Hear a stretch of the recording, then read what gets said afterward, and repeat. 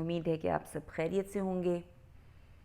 اور یہ بھی میں امید کرتی ہوں کہ آپ لوگ اپنی اسٹڈیز پر مزید فوکس کرنے کی کوشش کریں گے۔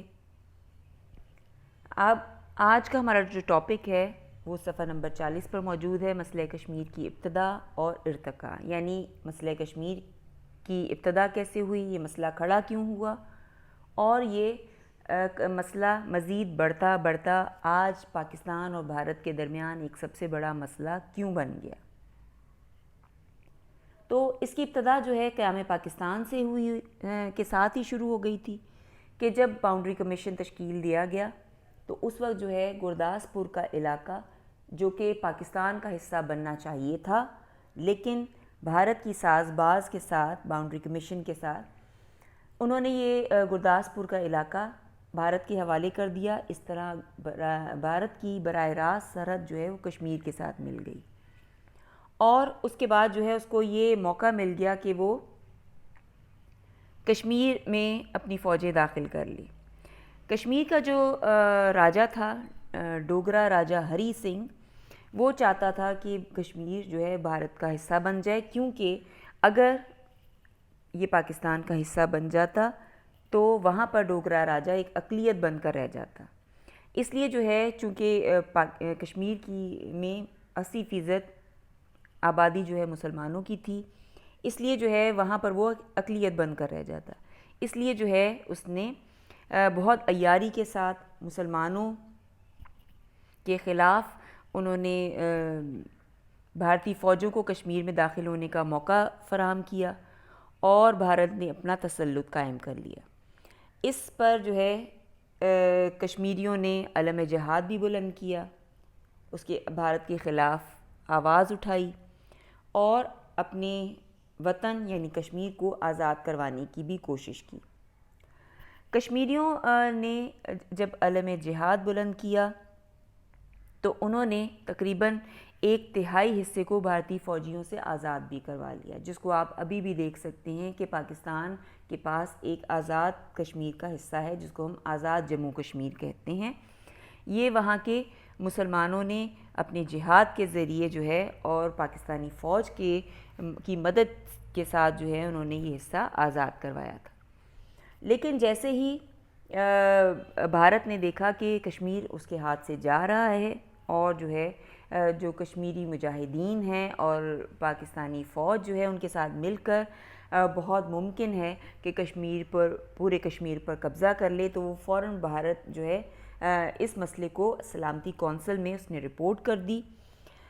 کہ جب بھارتی فوجیں کشمیری مجاہدین کے قبضے سے اپنا علاقہ چھیننے میں ناکام ہو گئیں، تو مزید ناکامی سے بچنے کے لیے بھارت یہ مسئلہ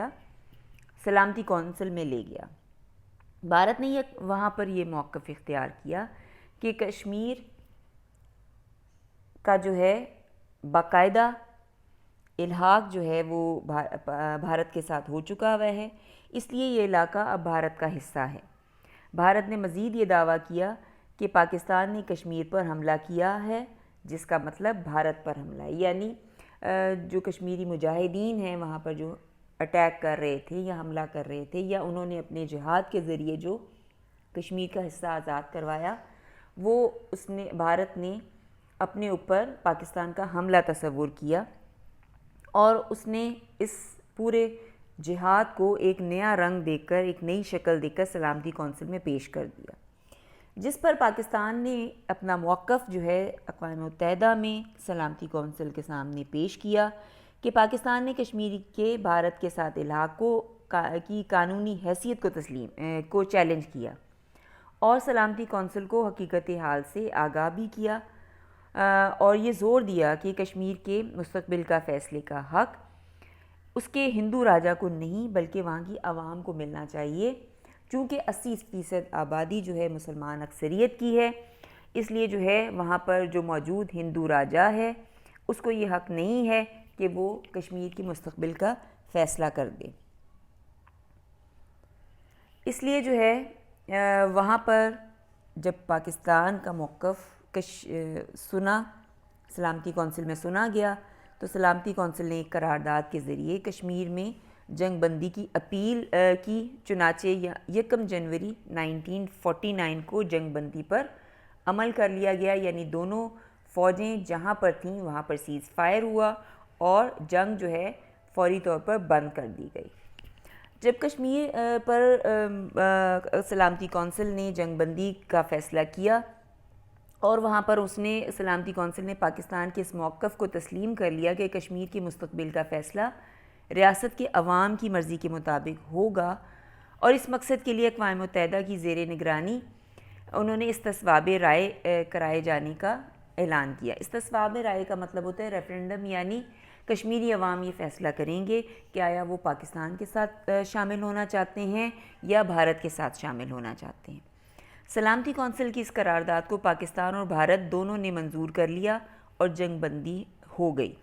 جنگ بندی خلاف ورزیوں کو روکنے کے لیے اقوام متحدہ نے جنگ بندی لائن کی نگرانی کے لیے اپنا ایک مبصر بھی مقرر کیا، جو کہ اس بات کی نگرانی کرے گا کہ آیا بھارت کی طرف سے جنگ بندی کی خلاف ورزی ہو رہی ہے یا پاکستان کی طرف سے۔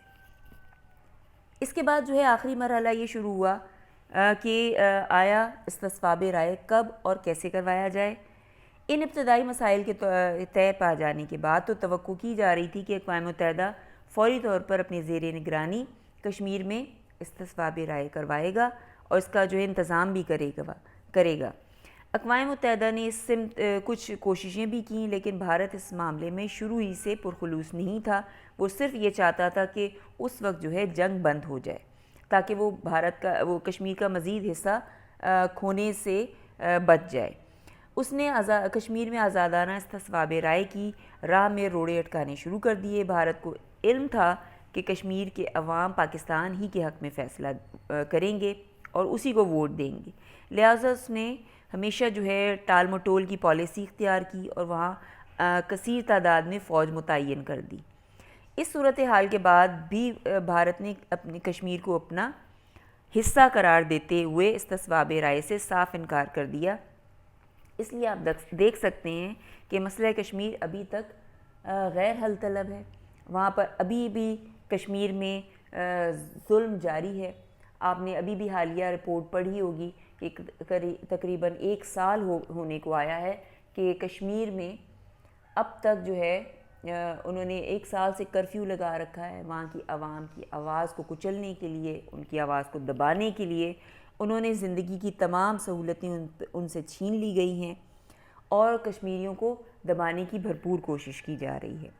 تو اب آپ کو سمجھ آیا ہوگا کہ مسئلہ کشمیر کی ابتدا کیسے ہوئی اور وہ ابھی تک غیر حل طلب کیوں ہے، کیونکہ بھارت اس سلسلے میں پرخلوص نہیں ہے۔ امید کرتی ہوں کہ آپ کو سمجھ آ گیا ہوگا۔ اللہ حافظ۔